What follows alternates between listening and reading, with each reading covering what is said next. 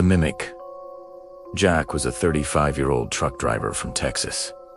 It was his first time hauling a delivery through the dense backwoods of Oregon to Washington State. Jack was alone, and the drive was long, but the winding coastal road surrounded by rivers and mountains looked beautiful in the daylight. But as soon as the sun went down and darkness took over, that road became so silent and desolate that Jack started feeling a strange uneasiness. A thick fog began to roll in, swallowing the road ahead. But there Jack turned on his high beams. Suddenly, he noticed the road ahead was lined with towering pine trees and surrounded by large, jagged boulders on both sides. As he drove closer to a curve, he saw something. Standing on the side of the road was a little boy. He was wearing an old, dirty school uniform and was covered in mud. Jack slowed the truck down and pulled over near the kid.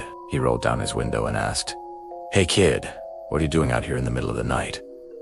But the boy didn't answer. He just kept staring at his muddy feet. When Jack called out again, the boy slowly lifted his head and gave a very strange smile. A smile that was too wide to be human. And in the next second, right in front of Jack's eyes, the boy vanished into the fog.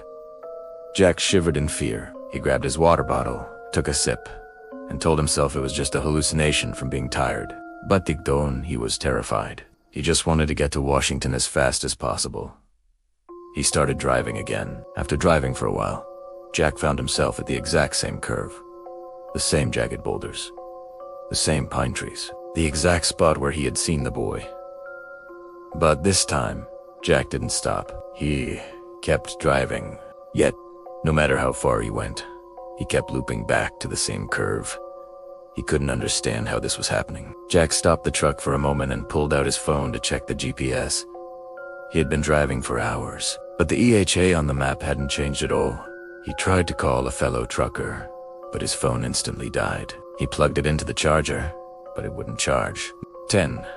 He saw the boy again. Same muddy uniform. Same bare feet, standing on the exact same corner with that horrifying smile. He was staring right at Jack. Jack's soul froze. He slammed on the gas, driving the truck at full speed. Suddenly, the boy who was miles behind appeared right in front of the truck. Jack was too scared to stop. He drove straight through the boy. When he checked the rearview mirror, the road was empty. Jack realized something terrible was happening to him. He had to escape. He drove without stopping, taking different turns this time, trying to find a new route. He drove 4 hours, but eventually, the headlights revealed the same pine trees.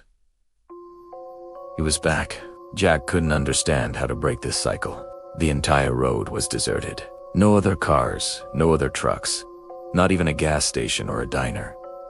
Just him and the fog. He had been driving for hours, but he hadn't seen a single human soul but this time. A few meters away, he saw an old man walking on the shoulder.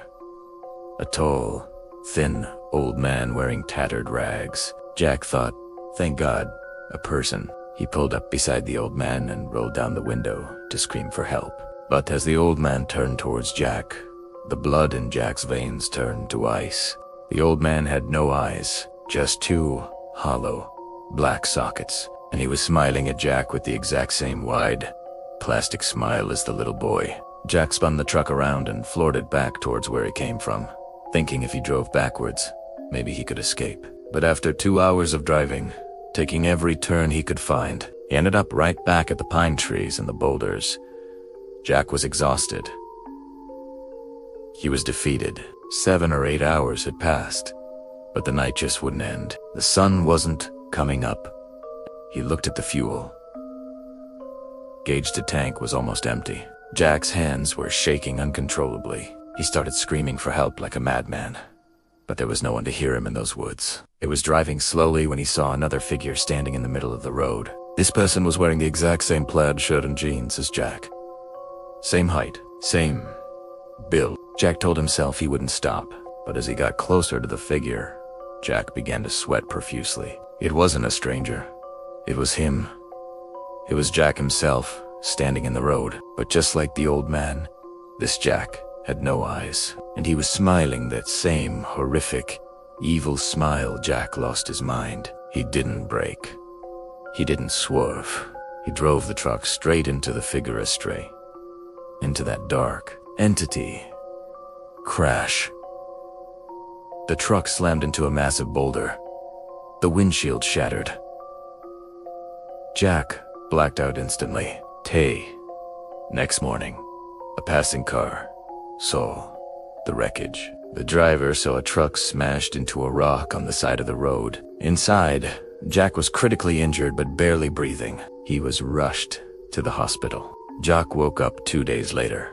He told the local police and doctors everything that happened. When the locals heard his story, Tay went pale. They realized Jack had encountered the Skinwalker of Route 9, also known as the Mimic. They told him that this entity traps travelers in a loop.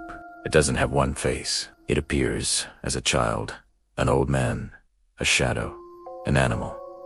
Or sometimes, it looks exactly like you. Its only goal is to confuse the traveler, steal their path, and trap them in its web until their time runs out. The locals say that anyone who meets the Mimic, even if they survive the night, they don't survive for long. Their spirit is broken.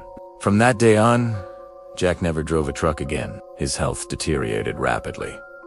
And just a few days later, Jack died of a massive heart attack. So friends, next time you are driving on a lonely highway through the woods, be careful. You never know if the road you are on is real, or if you have entered the loop of the Mimic. If you enjoyed this story, don't forget to subscribe to Frontline Stories.